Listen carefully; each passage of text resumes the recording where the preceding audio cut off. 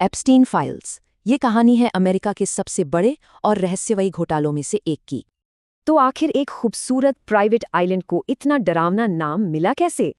Paedophile island. स्थानीय लोग इसे इसी बदनाम नाम से बुलाते थे। और इस सबके केंद्र में सिर्फ एक ही शख्स था, जेफरी एप्स्टीन। राष्ट्रपति, राजकुमार, अरबपति। सोचिए, बिल क्लिंटन से लेकर डोनाल्ड ट्रंप तक सब उसके करीबी थे। तो ये सब शुरू कैसे हुआ? एक 14 साल की लड़की की हिम्मत से, जिसने शिकायत दर्ज कराई। एप्स्टीन का तरीका एक तरह की पिरामिड स्कीम जैसा था, जिससे वो पीड़ितों को फंसाता था। सिर्फ शुरुआती जांच में ही पुलिस को 35 पीड़ित लड़कियां मिल गई थीं। मामला सिर्फ लोकल नहीं था, आरोप लगे इंटरनेशनल सेक्स ट्रैफिकिंग के, जो बहुत संगीन थे। लेकिन तभी एक सीक्रेट डील हुई और यही पीड़ितों के साथ सबसे बड़ा धोखा था। अपराध इतने संगीन और सजा नाम मात्र की, मतलब जमीन आसमान का फर्क था। और सबसे चौंकाने वाली बात यह थी कि पीड़ितों को इस डील की भनक तक नहीं लगने दी गई। सालों तक ये मामला शांत रहा।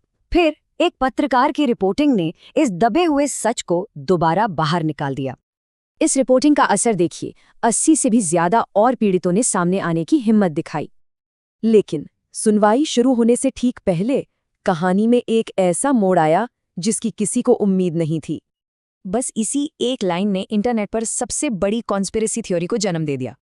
एप्स्टीन की मौत के बाद एक राजनीतिक भूचाल आ गया और फाइलों को पब्लिक करने की मांग उठने लगी। हैरानी की बात है कि अब तक इन फाइलों का बस एक छोटा सा हिस्सा ही सामने आया है। और जो फाइलें सामने आई भी, उनमें से ज्यादातर जरूरी जानकारी, मतलब नाम और तारीखें, हटा दी गई थीं। लेकिन इसके बावजूद जो कुछ सामने आया, उसमें डोनाल्ड ट्रंप के बारे में कुछ चौंकाने वाली बातें थीं। अनुमान है कि 10 लाख से भी ज्यादा दस्तावेज अभी भी कहीं छिपे हुए हैं। तो सबसे बड़ा सवाल यही उठता है कि इन फाइलों में और क्या-क्या राज दफन हैं? और आखिर वो कौन से ताकतवर नाम हैं जो अभी भी छिपे हैं? पूरी कहानी तो अभी बाकी है।